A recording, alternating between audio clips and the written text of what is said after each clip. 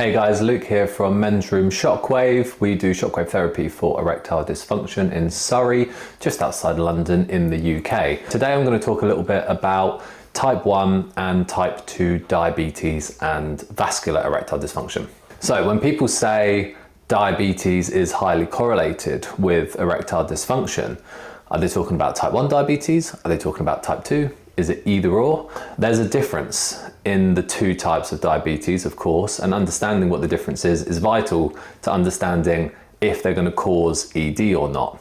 So type 1 diabetes, essentially the inability for the pancreas to produce insulin when left unmanaged, will kill you quite quickly because you have to get that blood sugar down, you will go hypoglycemic and it will be a massive problem for you. So it will create an acute problem. We obviously then come in with an injection or a pump nowadays for insulin.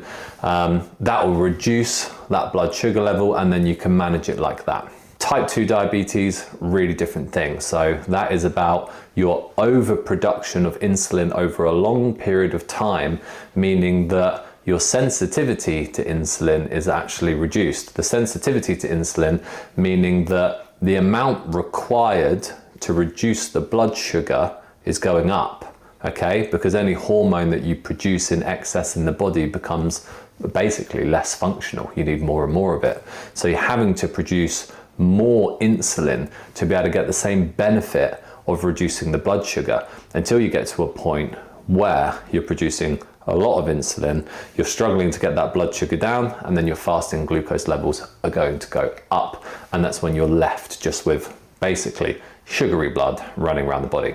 Now, in terms of erectile dysfunction and diabetes, if a person has type 1 diabetes and it's really, really poorly managed, so they're constantly going hyper and then they're reducing it a bit, but they're just not keeping on top of it, then for the sake of the body, you're going to be getting not I say a similar problem, it's not the same, but the effect on the blood is going to be that you constantly have high blood sugar, and that is essentially going to be a problem for you and potentially will lead to ED, which I'll get into in a second.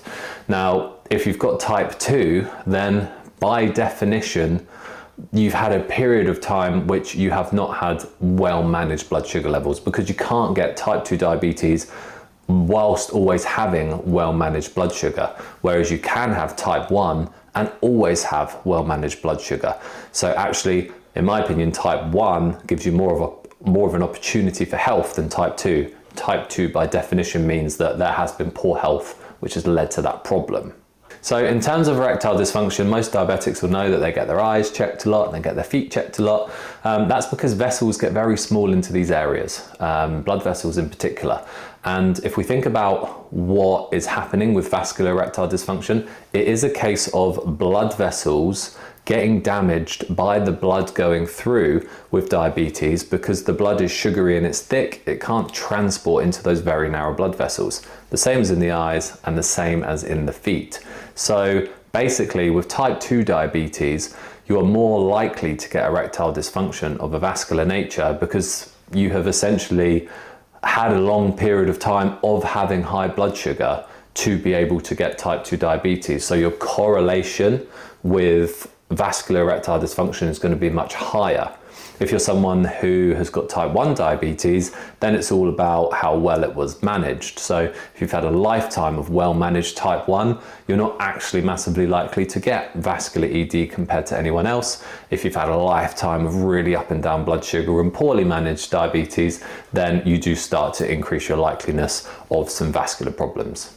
So then there's always the question of ongoing management, and of course we treat a lot of men with type 2 diabetes who didn't have it well managed because that's why they got it, and now they do have it well managed and they're saying, okay, well, can I have the treatment? And absolutely yes. If you've now got it well managed and you have treatment like shockwave therapy for vascular ED and new blood vessels get grown in the body, but you haven't got that previous issue of high, resting, fasting glucose levels all the time, then of course it's not going to damage the new blood vessels in the same way as if it was poorly managed. So yes, it shouldn't be a thing to stop you moving forward and getting this fixed. Hope that helps, guys. Look after your diabetes.